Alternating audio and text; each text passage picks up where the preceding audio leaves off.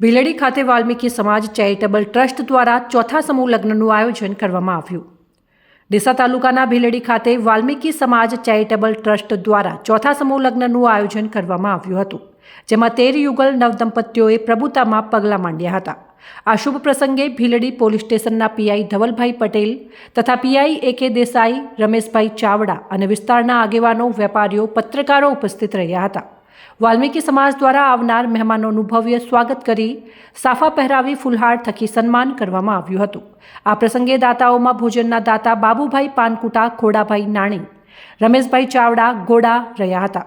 મંડપના દાતા અરજણભાઈ મકવાણા રહ્યા હતા। સાઉન્ડના દાતા ગોવિંદભાઈ દેસાઈ ખેટવા સરપંચ રહ્યા હતા। કલ્પેશભાઈ સોની ડીસા પ્રભુદાસ ભૂદરદાસ જ્વેલર્સ તરફથી 2 અનાથ દીકરીઓને 11,000 ચેક તથા 13 પંખા આપવામાં આવ્યા હતા।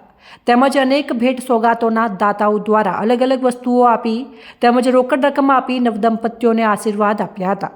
વાલ્મીકી સમાજ તરફથી પ્રમુખ શ્યામળભાઈ મકવાણાએ સમસ્ત દાતાઓનો આભાર વ્યક્ત કર્યો હતો।